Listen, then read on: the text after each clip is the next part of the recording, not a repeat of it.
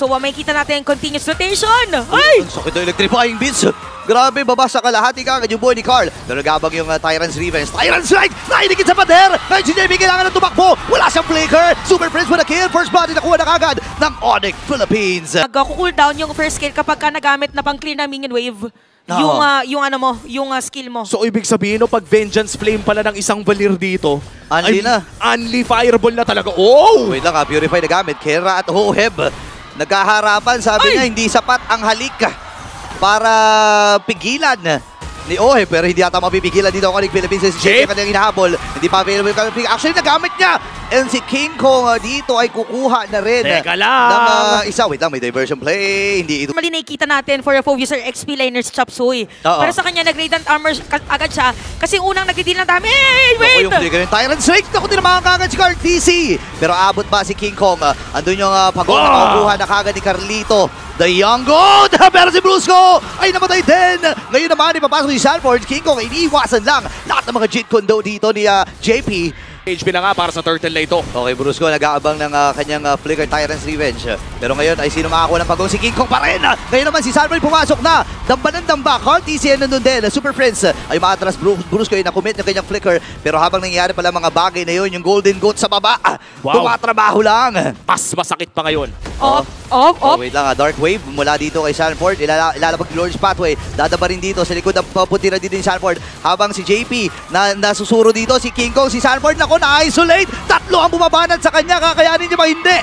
Numbers game, lamang na lamang kagad. Isasakripisyo na rin ng Onyx Philippines si Kirk. 1-for-1 na magiging palitan. Gugupang Onyx Philippines, good river control. Ito na, Glorious Pathway. Ngayon, sinalubong na ni Sanford. Hindi tumama yung Tyrant's Revenge. Nagdadalang ba na kagad si Sanford? Yung Shadow Kill na pagsaluan ng dalawa. Pero boy, si King Kong dito. Kailangan niya umatras. 20% yung kanyang buhay. Pero mamamatay kagad si Kirk. Delikado ata ang posisyon ng Onyx Philippines. Pero yung Golden Goat, nakakuha din. Version Pro, tatlong mula sa Team Liquid. Ito na yung Liquid sabi. Tyrant's Revenge, Tyrant's Rage. Nakamit din yung Pyramid ni Hohem. Pero nakuha na ng kill ang Onyx Philippines.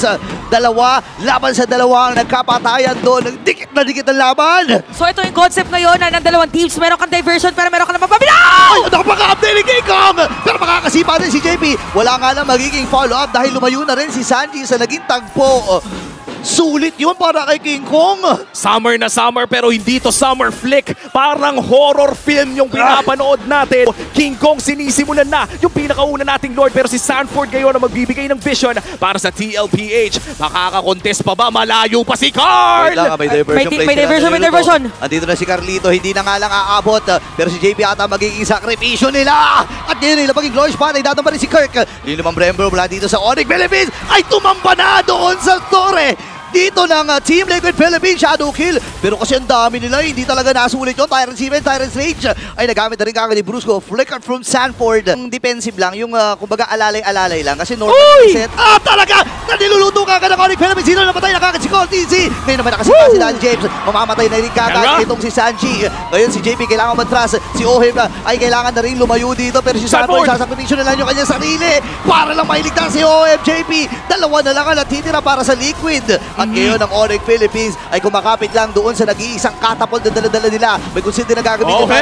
Nagamit yung Purify. Kaya ba sayawan ni Oheb dito? Si Kera nagme-maze na! Ngayon si Oheb nakikipagsabahan sa lima. Tumaboy! Hiban mo! Hiban! Yun na nga nakaligtas pa. Pero hindi ata sila makakaligtas. Onyx Philippines, dediretso na sa base and they will take game number 1. Biglang tinapos.